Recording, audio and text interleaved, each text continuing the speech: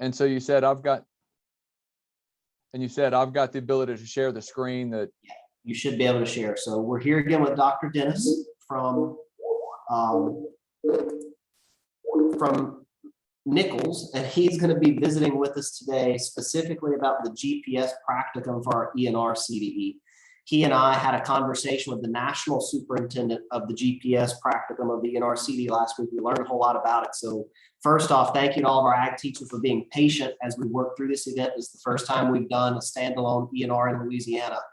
We're really excited about it, and I'm glad that Dr. Dennis has agreed to put this on for us. So I guess first thing, Dr. Dennis, we definitely learned last week that schools need to get their own GPS unit. We had talked about cell phone apps. That's pretty much been determined that's not going to work. So if you're going to participate in ENR, you have to get a GPS unit.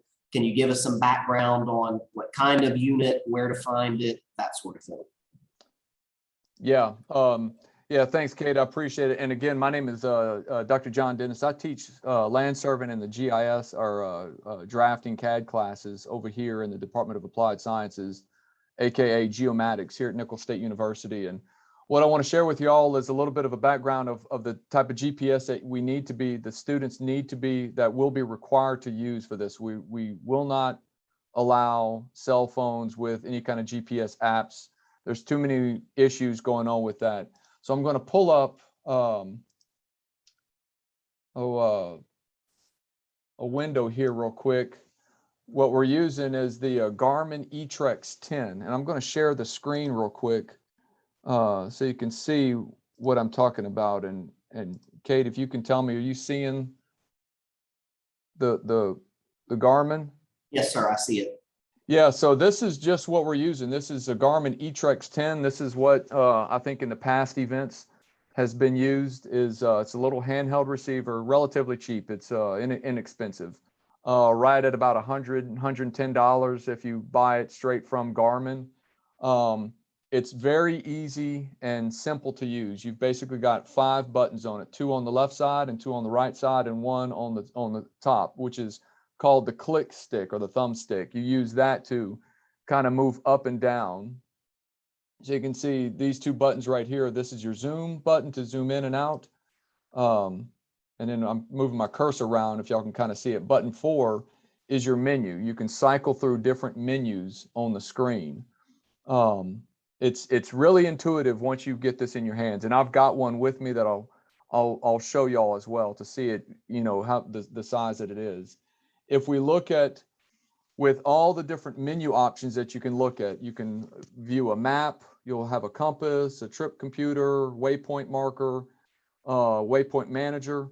Really, the only menu item that the students need to be comfortable with working on is the setup, because that's where you can change your units. If you're going to use in meters, if you're going to work in feet, if you're going to work in nautical miles, you would go into the setup menu right here to change both the units of measure as well as the coordinates. And I'll talk about the coordinates in a little bit later on in today's conversation. The coordinates is either going to be latitude, longitude, and that can be displayed in several different formats. So that's all we need to work with on this. And again, you would access that by cycling through using your menu buttons over here on the main screen, and then use the click stick to highlight which one of these, or the thumbstick to highlight which of the menu options. You also have a screen that will show your the satellites that your receiver is actually picking up. The Etrex, it receives information from the satellites, and this just shows you a little diagram of which satellites that are being picked up, both on the GPS system as well as the GLONASS system. GLONASS is the Russian-owned satellite system. GPS is the American-owned satellite system. And then you have your latitude and longitude, which is provided right here. That's going to be critical that the students can interpret this screen. This is where the students will get their information of their latitude, longitude, and the elevation if we want to get an elevation. So this is the information that they can be reading. So I'll stop sharing and go back to the main screen, or let me come back up here. Stop sharing the screen. So I should be back to a full screen. I think that's where we're at now. So this right here is, if y'all can see, this is a Garmin. This is the Etrex model. Instead of the 10, this is just the Venture. Very, very similar, just slight different capabilities. I'm turning this thing on right now. And as you can see, it's turned it on right now. Here are my two buttons to zoom in and out. This button cycles through my menus, and I'll walk you through them. And then these two buttons on the side lets me do additional options of working with the Etrex to go back or forward on the system. And so again, the Garmin the Etrex 10 is very, very similar to this. And so you can see right now it's trying to pick up, because I'm indoors, I'm not going to get much of a signal. You know, there's too much error coming in. So what I can do with this, if I use this little Clickstick, you can see how I can cycle through different options, you know, that lets this little Clickstick go and choose.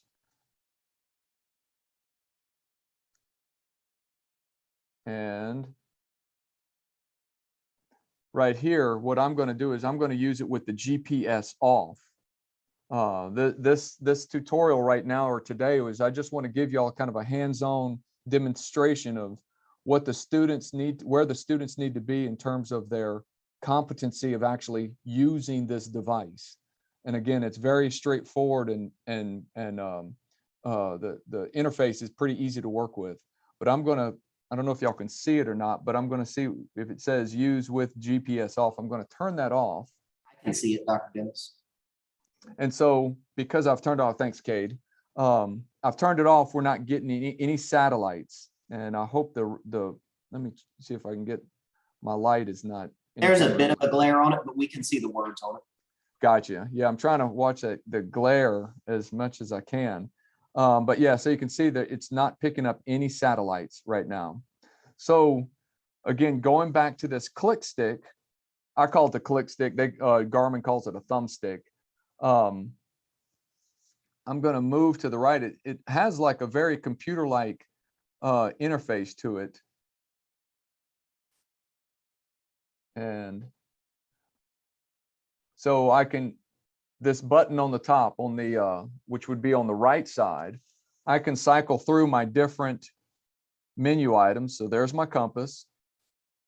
There's basically my heads-up display. If I were out in the field, and if this thing were actually picking up information, it would give me my position, and it would tell me what my elevation is. If I were walking, it would give me the speed that I'm walking at. It's giving me my time of day. So that's just your heads up information. This is where the students could read some of their information that they need. If I cycle through, here's that menu, the list of options. If you notice, this icon down here is really what I want the students to be able to work with, is to go to their setup. So they can change between one unit of measure, meters, or if they want to use feet. So if I use this little click stick, I'm going to go down, and you can see how it's cycling down. And it's easier for me to work it this way. It was working. I saw it moving. Oh yeah, y'all, you can see it on I the. saw as you were clicking down, it was moving down. Okay. They're so small. Our hands are so large on these things.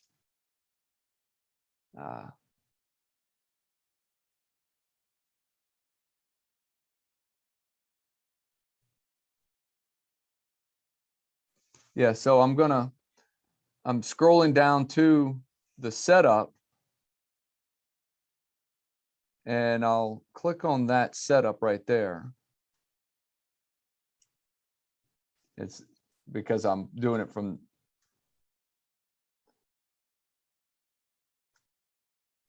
And so in this setup, this is where it's critical that the students understand the difference.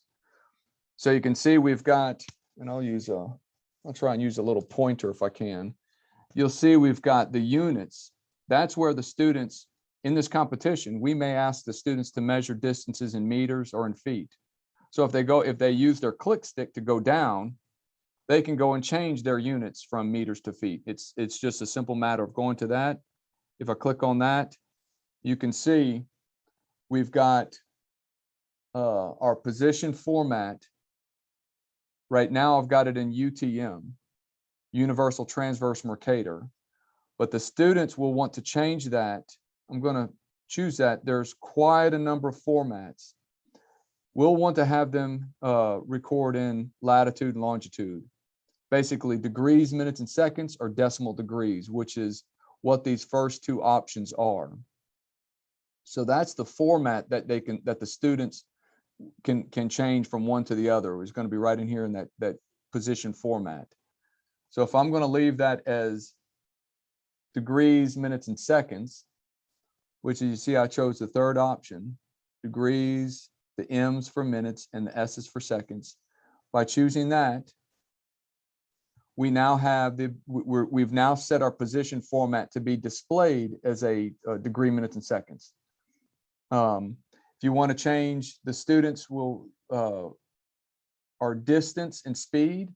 Our distance, you can change it in statute miles, or our distance would be either statute, meters, or yards. So we may ask the students, what's this distance in yards? What's this distance in meters? What's this distance in statute feet or statute miles? So that's where you go change your distance units right there. And then your elevation, you can display your elevation either in feet or in meters. Typically, if you're going to work in feet on distance, your elevation should be in distance. If you're going to work in meters, your elevation should be in meters. We want apples with apples. So all the units of measure should be the same. So our position format would be in some either latitude, longitude of either decimal degrees or degrees, minutes, and seconds. And that is changed right here in the format. And your distance and your elevations are going to be changed right there. And so if I hit that back button on the, if I hit the back button, this top button on the side, it brings me back here to my setup. That's really all that the students will need to be changing, is just their units of measure. We don't need to change any of the interfaces here, just those units of measure on the Etrex 10. So the simplicity of it is just going in that.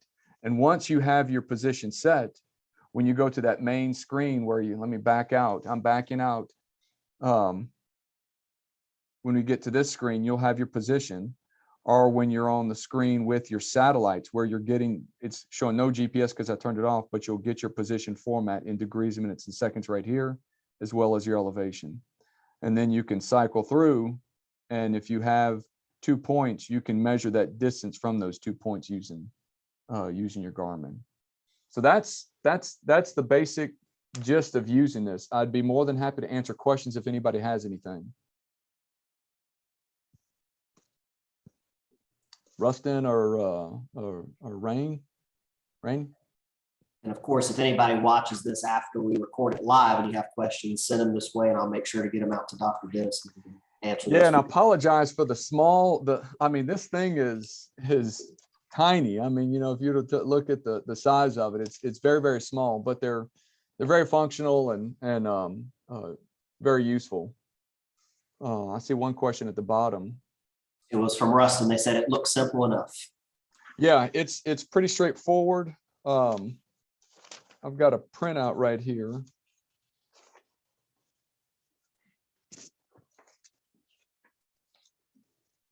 I printed off way too many pages.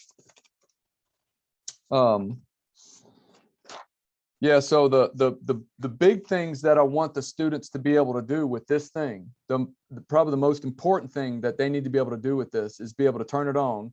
And again, that power button is just on the right. It's on the right side. And all these, our kids today, they're growing up technologically advanced with things like this. So they should be, what it's not is it's not a touch screen. So some of them are going to be touching the screen thinking it's that. No, there still are buttons. But the big thing that they need to be able to do is to go in and change their units of measure to their position format is either going to be one of 3 types: degrees, minutes, and seconds, represented by the letters DD, MM, SS, our decimal degree, which would be DD point DDD, our degrees decimal minutes, which is DD point MMM. So those are the three different formats that in the real world, as somebody that's doing application, you need to be able to migrate between those three formats, and also change their units of measure from meters to feet to yards, whichever unit of measure that we're asking them to work in. And so from our conversation last week, Dr. Dennis, as long as they can secure a GPS unit that has those functions and does not have Bluetooth or wireless capability, they should be good to go for this event. Yeah, we don't want anything that has Bluetooth or wireless capabilities, just to give everybody a level playing field. You were telling me before we started recording that if you're trying to purchase a new Etrex 10 right now, it's going to be difficult to secure them. But if you can find older models on eBay, on Amazon, anywhere, as long as it performs those functions, you will be just fine in the event. Just make sure your students are familiar with the unit before they show up to the competition. Yeah, so the Etrex 10, Garmin is a great company and it's a great product. The Etrex 10s are, I don't think that they've been discontinued, but they are, if you go to the Garmin website and buy directly from the from Garmin, they're on the website, it's asking you to provide your email and they'll let you know when it's ready. If you go to Amazon to purchase through Amazon, Amazon will direct you to Garmin. So it's almost a loop. Trying to buy one of these, trying to buy an Etrex 10 specifically through Amazon, you're going to be sent to Garmin. If you can find one on eBay, you may see these things at prices of $250, $300 a piece. This right here, this is a discontinued model. This thing on eBay is probably worth $30. So you'll see a wide range of prices, and so it needs to be judiciously used how you're going to purchase it. Mr. Alamo asked in the chat, he said he ordered an Etrex 22X. Will that work? I believe so. Is it? Let me go online to double check about those 22Xs if they are Bluetooth capable. The Etrex 20s are great. The Etrex 30s are awesome. I love the Etrex 30. 22X.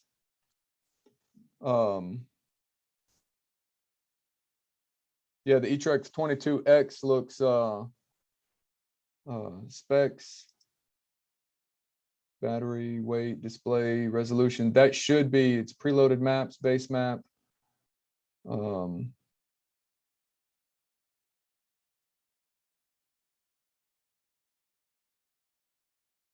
Yeah, that should be, Mr. Alamo, that should be fine. I'm not seeing on there any specs with it. And that 22 is just one step up from the 10s.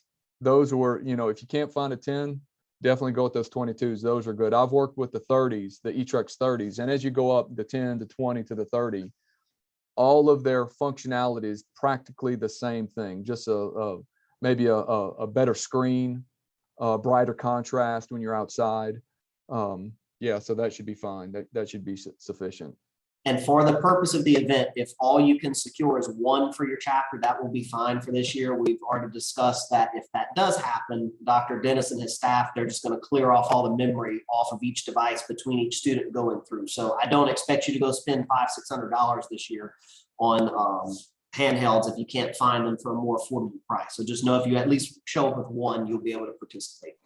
And these things have longevity.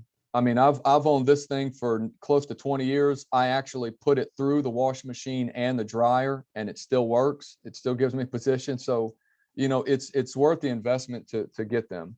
So yeah, as far as those, if you can secure a 10 or a 20 or 30, those should all be sufficient. All right, Dr. Dennis, I guess let's move on now to the actual competition part of this. I will go ahead and share my screen now. We'll show the teachers where they can find this information. Sounds great. And again, if you have questions as we go through, please stop. So on our website, hopefully you found it by this point. If you go to association and go down to our CDE page where all of our events are listed, and then go down to ENR. I've updated this as of today. So we've got the rules. You need to read through the rules. The rules are what they are. They're pretty doggone straightforward. After we've gone through it now with the national superintendents, I mean, what's there is what we're going to have in the event. We'll pull the Scantron up here just in another second. We did have some questions about water quality testing, like which one should I get? The advice that I got from National FFA that we're going to follow is, as long as your students can analyze data on these testing supplies, they're going to be okay in the event. We're going to give your students extremely specific instructions for each practicum. So no matter which testing supply, and we're going to provide the testing supplies for the event, no matter which one we provide for you, as long as the student can read directions, they should be able to utilize those supplies and get their proper water samples as part of the event. So don't worry so much about which brand of testing supplies you're getting to practice. Just make sure they know how to use testing supplies and that they know how to interpret the results from them. Dr. Dennis this morning gave me this introduction to GNSS. That's going to be a good resource for you to give some background information to your students about how all the GPS positioning systems work. Probably at some point in the future, he'll do some workshops for our teachers to go more in depth into this so we can start better preparing students going forward. We also will be doing a written exam like every other national, or like every other CDE. It's the last 5 years of national exams. So you can see they're all listed here currently on our website. So make sure that you're spending time going through that. I'm going to pull the Scantron up now, and I'm going to go back and forth between this and the national website. So we've gone over water quality in a previous video of how you're going to use that on the actual event. So make sure you go back and watch that video that we recorded on it. The written exam is pretty straightforward. It's going to go here. The identification practicum is just like every other identification event we do in FFA. It's going to go here. We're not doing land this year as part of the event, so you don't have to worry about the land or the soil part. We're not doing waste management. You don't have to worry about that. Today with Dr. Dennis, we're going to focus on the GPS portion of the Scantron. What is going to be the easiest way, Dr. Dennis? You want to talk through the Scantron, or do you want me to pull up some national examples that make this more sense? Well, let's start with the Scantron and then go to some of those examples. Okay. Yeah. So what Cade's got on that green part of the Scantron, you'll see there are several boxes. There's a box called GPS test, multiple choice, and then box 2, which is latitude, longitude, and box 3, which is UTM. And then the remaining columns of columns 4 through 10. As Kate was saying, these instructions are going to be very specific. So the students are absolutely, they need to read and follow the instructions as they are written on the paperwork, because we're going to ask them to put their data that they collect or information in some of these boxes. Now, earlier I was showing you on the GPS how you change your format from a UTM coordinate to a latitude longitude coordinate, which a latitude and longitude is a angle. And so that would be in a degrees, minutes, and seconds. So if we ask the students to provide a coordinate in a latitude longitude, they'll have to enter those numbers in boxes, the 2 boxes labeled latitude and longitude, with the latitude in the correct position and the longitude in the correct position. Likewise, if we say, instead of giving us a latitude longitude coordinate and we ask for a UTM coordinate, and UTM just stands for Universal Transverse Mercator, think of UTM as rectangular coordinates, as X's and Y's, as opposed to angles of 30 degrees north and 90 degrees west. If we ask for them to give a UTM coordinate, that would be put in the 2 boxes set aside, or boxes labeled 3.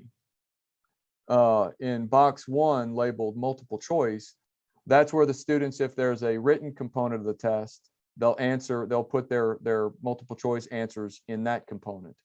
And let me specify that, Dr. Dennis, because I'm sure that's going to cause confusion. Oh, So yeah. in this box, the written exam, these 50 questions, these are the questions that will come from the past 5 national tests. So what's currently on our website, 2015, 16, 17, 18, and 19, and what will be going into this box written exam. This multiple choice section, this is not from those past 5 years national exams. These questions could be, if Dr. Dennis chooses to ask just general questions regarding GPS, general questions regarding the student's GPS unit, those questions would be in this box. That is not the same as the written exam. I wanted to clarify that so that there wasn't confusion about it. Yeah, thank you, Kate. Yeah, that's the last thing I do. I don't want to create any confusion. And please, if I do say something that needs a little clarification, jump in. But yeah, so that would just, if there are any questions that are specific to this GPS component of this competition. And then finally, the column to the far left that says GPS test. Because of how many teams we're going to have, each team is going to write, what track they're on or what team they're on in that first column right there. So it's going to be critically important that the student write what team they're on or what track they're associated with when they get out to compete. So Kate, if you want to jump, so that's just kind of a layout of how the Scantron will be used in relation to the application. So if you want to jump to a couple of examples from past events. Let me clarify this also when he's saying which track you're on. So Dr. Dennis may set up multiple different tracks for a student to go catch a longitude on. There might be 5 or 6 of them he sets up for the event. Each student may be assigned a different track is his point. And so let's say you've got 4 students on your team and each of your students is assigned a different track. When they get that track number, they have to mark it here so that the computer knows which answer should coordinate with the track that they've got, if that kind of makes sense. With all of our other events, every student cycles through every single practicum. ENR is a little different because of the way it's set up, because of the space that's going to be needed in the number of students. He may have up to 9 different GPS tests that are there. The student needs to make sure they mark which one they're actually taking data on. Is that correct, Dr. Dennis? Yeah, I don't want everybody going to the same point, because if they're all going to the same point, then you really don't need, the first 2 students may go to the same position, and then so everybody else just walks right and stands right there.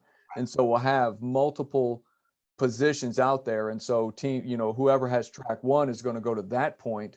Whoever has track 2 is going to go to that point over there. So it's a little bit more, let's see how well they're able to operate the receiver. Okay, so let me go to these national examples. I highly encourage you to go to the National FFA website, go to Explore FFA, go to Career and Leadership Events. And once my computer opens it, I'll show you where to go. So you're going to scroll down and you're going to find the ENR CDE.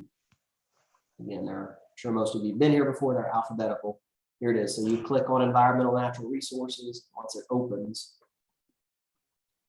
if you have not ever gone to the National FFA event resources, you're missing out on a treasure trove of resources for every CDE and LD that we do. So for ENR, click here on the event resources, and then we're going to go to the past tests and practicums. And let's just go ahead and do 2019. So when you look, these are going to be examples of what Dr. Dennis is going to be setting up. And I believe this was one of the examples we saw, right? Dr. Dennis, this white track test 1. Yes. So this would be an example of potential test questions that he could ask. Specific to the GPS. Specific to the GPS component. So when we say, questions about GPS itself, students need to know about the unit, know about what GPS is. These are the types of questions that could be answered or could be asked. Dr. Dennis, are you planning to just write your own questions this year? Or are you planning to use these older national questions for this year to utilize? Did you think of that? I probably need to speak with somebody because I don't know how much GPS is being taught to the students in class. So I teach GPS here, and I don't want to bring in, questions that I don't want to get too in depth without knowing how much is covered by the teachers. So if I would use questions, they'd be coming straight from these past events with the understanding that these questions have been fair game in past competitions. My thought is that right now in Louisiana, GPS is not taught hardly at all. So probably for this first year, utilizing past tests like this would be the better option. Yeah. So if you're training your team, go to the national resources for the past however many years are listed and have your students review these test questions. Yeah. So that's the best way. I like that idea. Okay. Yeah. And so if we go to this GPS station key,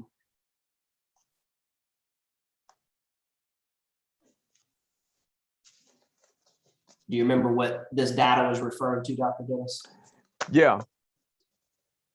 Yeah. So if you'll recall what this station key is, so for the 2019 event, the way it was broken down was there were 5 different tracks or 5 different events, or during this one GPS competition or this component of the competition, there were 5 different locations or 5 different groups, if you will. And so in that first column that we were talking about earlier, it's critically important that the student will say, you know, are they on the white track? Are they on the green track? Are they, you know, we were color coding it on that one. And so those first 1 through 10, those are just the key or the answers to that multiple choice test from the 2019 event. And they're all the same questions, just rearranged for the different groups, depending on which test group the student is associated with. If you look at the last 2 rows, the latitude and the 3-digit section, this is the field component. This is where the students will be out in the field using this thing. Those first 10 questions are strictly a multiple choice test. On the 2019, we had a position where the students were asked, go and locate this position and report your position in a decimal degree format. That's what you're seeing for, you know, the white column, the green column, the blue column. You have your latitude and you have your longitude. Those numbers are what is entered into the Scantron for the latitude longitude component on that Scantron. And we've got, when I go out and set these points in the ground, you know, there's going to be a tolerance. You know, I'll take several measurements of the same position to determine how much variance can the students be. So on this one, if you look, we want it to be within a tolerance of example tolerance of latitude longitude coordinates of 0.00003. So that's getting down to several seconds of tolerance for the latitude and so many seconds on the longitude. If the students are within that tolerance, they were successful in recording their position for that. The last row, that 3-digit section, is part of one of the other events in this GPS or in this 2019 event, was to go and calculate the area or the acreage of a little tract of land and walk them through that, and that's what they're getting. In this case, they were getting 659 acres. I believe that's acres, plus or minus 22. So this is the instructions that will be out on site, and each set of instructions is going to be specific to, you know, if it's listed as green, the green student, whoever's on the green team will have to take their green tag.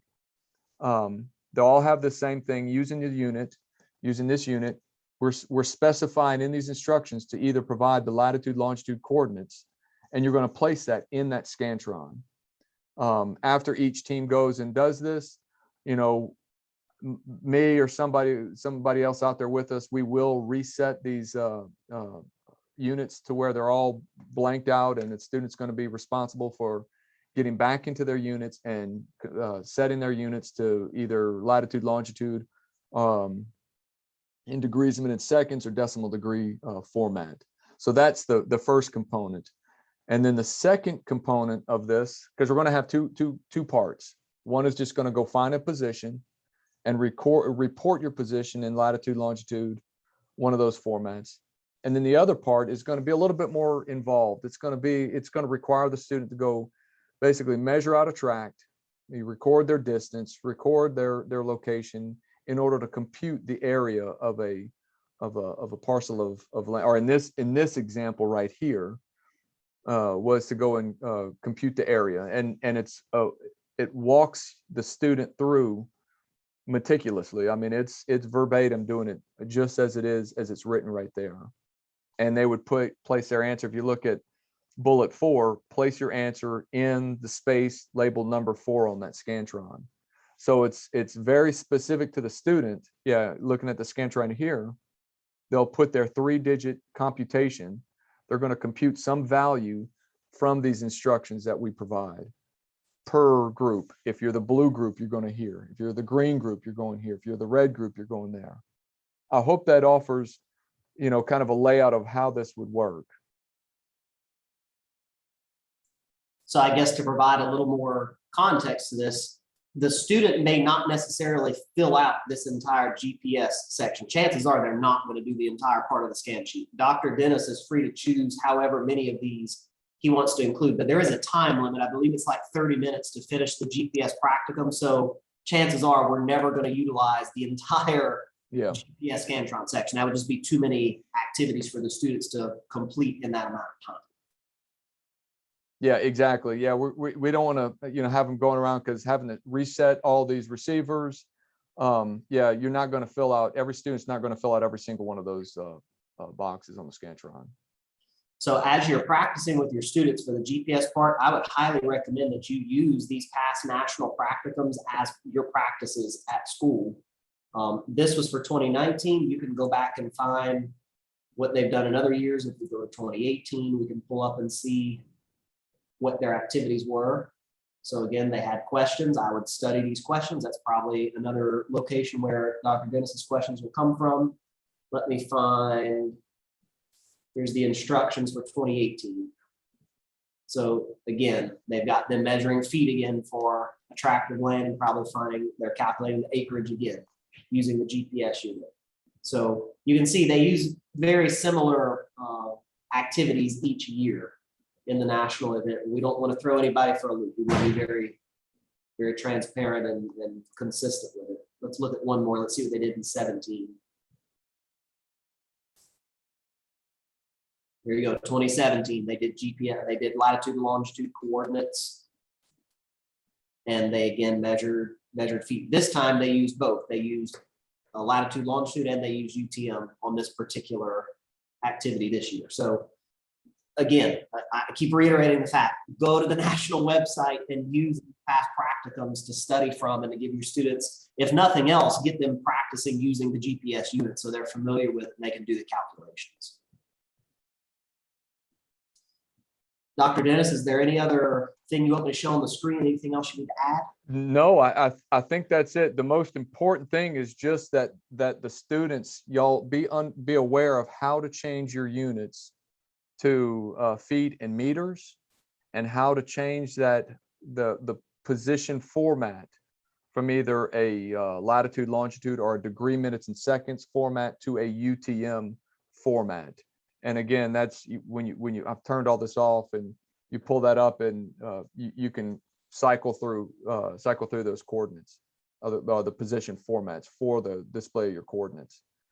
And if anybody, Kate, if y'all need more help, send me an email and just let me know what I can do to help out to clarify any of these questions that somebody may have. We'll do that. We have just over a month left until the competition. I think we have enough time for everybody to practice this and get good at it. So as Dr. Dennis said, if anybody has questions, please let us know. I'm really excited about this event. I think it's going to be a lot of fun. I'm looking forward to us being able to go down to Nicholls and be able to do this. I think it's going to be a big addition to our FFA program. And we're excited, speaking for Nicholls, we're excited to have this competition coming down to the area that we're working at, out the farm. And I will be using those past exams as my model, because this is, to give everybody, again, level playing field for those that haven't had much teaching of GPS or GNSS in their classroom just yet. Let's start on the same level from past exam or past events to work with. Awesome.